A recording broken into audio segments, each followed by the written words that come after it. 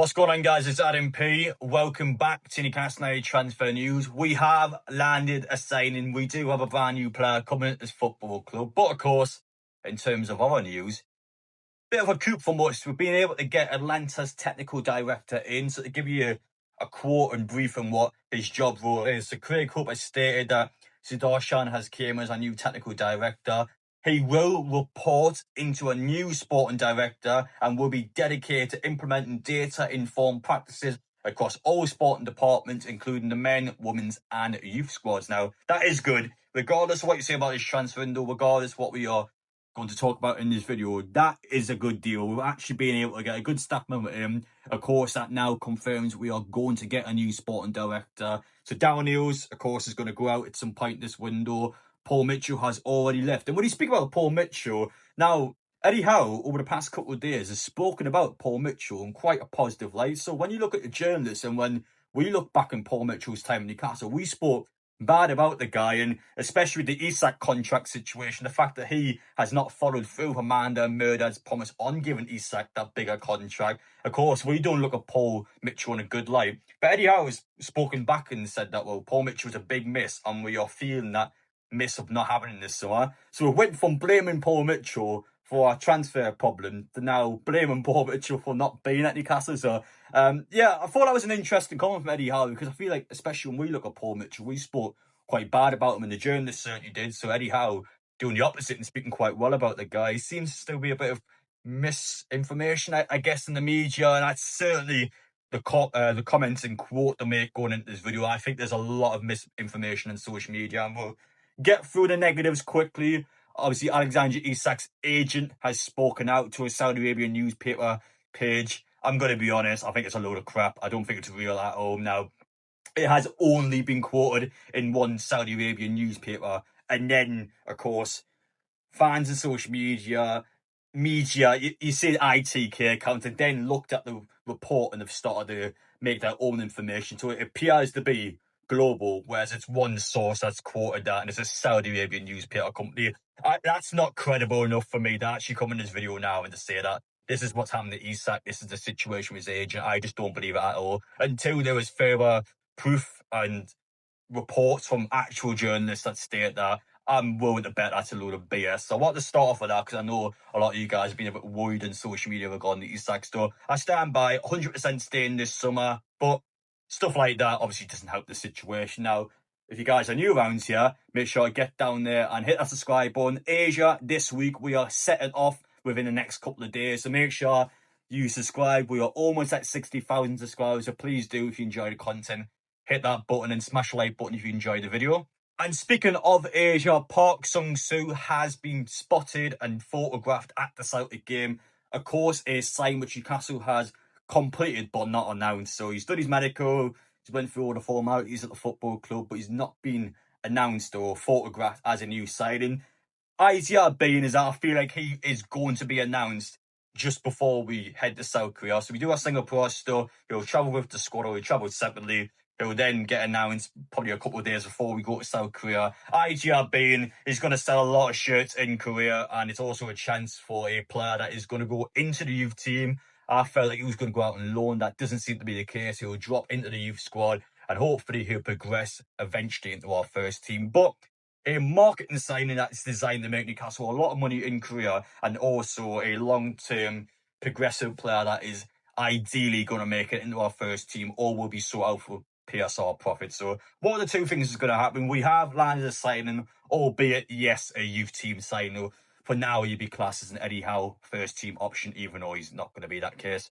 And I know when making these videos and when talking about Newcastle, it has been a negative couple of weeks. I can't deny it. I try my best to come out positive and try and call it through the middle, but it's just been more on the negative side, and it's just not been the most enjoyable, I can imagine, for you guys to watch, and also for me to just cover on this football club.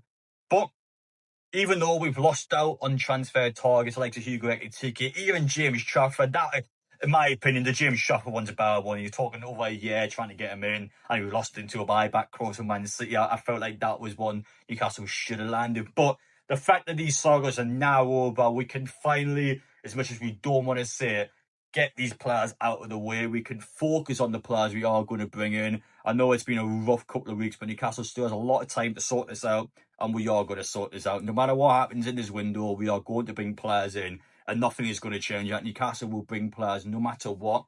We don't know who at this stage, and there's still a lot of question marks surrounding what areas of the pitch we're going to fill in, but we are going to fill those areas in. So we're going to do it eventually. I know it's been a nightmare. I know for you guys watching this video, you'll be stressed and thinking what's going to happen next. But we are still in a healthy spot. We're going to sort this out. It's just been a rough couple of weeks. But if I had any problem and any real concern with Newcastle, it's social media as a whole. I feel like from the journalists, from, of course, local media pages and just social media, Newcastle is really struggling with reports coming out about this football club. A lot of negative and very, I feel like, malicious and almost slanderous comments towards the likes of Isak. Comments coming out that's really stirring the pot behind the scenes. And I feel like all this drama on social media is heavily affecting Newcastle behind the scenes. I think there's a lot of noise. I think the likes of Isak, and not even just Isak, our players and our management will be on social media, so they're going to see the post as well. And it's kind of all just stirring at once. It's just putting pressure on Newcastle that shouldn't be quite there. Newcastle's had even more pressure than they should have had. It's just because of all this social media stuff. So if we had any problem, any grievances on what's going on at the minute, of course, we all have opinions on Newcastle, but social media is destroying us over the past couple of weeks. We really need to be able to try and handle the media and try and get the media to put nicer things about us on, because I feel like behind the scenes, it's affecting us quite a lot. It's so noisy and it's not going to quiet up anytime soon. It's going to be like this for a few more weeks, and I feel like it is damaging Newcastle a lot behind the scenes. Just to give you an example, this was Sky Sports yesterday. I have never ever seen a striker comparison like this before. Isak to Ekitike compared the two strikers on social media without the goals. I've never seen a striker comparison where I haven't used goals as one of the main key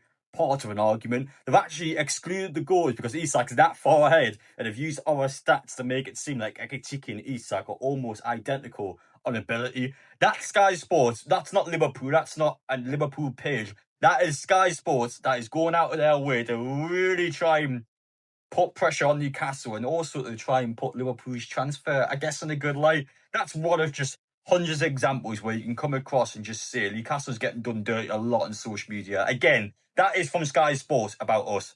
Now, Tino Livramento, of course, a different player that has been quoted from the likes of Manchester City earlier in the transfer window. He's set to get a new deal at Newcastle, will be one of the highest players at this club. Good. Definitely the fullbacks, definitely our youth players, and anyone younger than 25 that's progressing in our squad, nailing these down in long-term contracts is huge. Livramento on whole are top quality. Best fullbacks I've seen in my lifetime by a country mile. So keeping him down in a long contract, again, you're not going to lose a player like him, especially for our younger players as well that want to develop under Eddie Howe. And we've done well to get him on a new deal, and that's potentially a long-term issue. So we have done that, and I know we are still perhaps clutching the straws. I know some of you guys have been desperate to hear actual first-team signs that are coming in. But in terms of foundations, in terms of us just cleaning everything up, we are doing that at least in terms of getting a new technical director in. We are going to announce a new sporting director at some point. I don't know who that is, but someone will come in. And when you look at the situation, Livramento a new contract. We've got an 18-year-old Korean player coming into the football club. We are slowly getting into the groove of things now. And I feel like once we drop off to Singapore, I think the social media noise will calm down at least a little bit. If once we know Isak's on that plane, and once we know all our players are travelling out for pre-season, that will, I think, will settle the nerves and calm everything down. But I wouldn't be surprised at the same time, especially Howe's comments, if Isak's not on that plane, and all of a sudden, if Isak doesn't travel with the Newcastle squad to Singapore, then it's just going to spill all the way back up to level 100 again with this social media noise. So that's a big thing walking away from this video. It's still, as much as I don't want to talk about him, as much as I want to talk about someone else, it still is just the Isak story at the minute. It still is everything surrounding him. So much noise, and I don't think that noise is going to go away anytime soon. So I want to kind of come out in this video and just hopefully address that a little bit and try and calm the nerves. I don't believe in this agent crap at all. I don't think he speaks to the Saudi Arabian post. I just don't think it's happened. So walked away from this video. It's at least, I feel like, enough in this window to say that Isak's going to stay. I've got no concerns with him leaving. Stand by, not going anywhere this summer. Next summer, we'll have that conversation then. But for now, 12 more months, make it count and just get out there and get some players in. Hope you guys enjoyed watching though. Let me know your opinions down below. Take care, and we will see you all in the next one.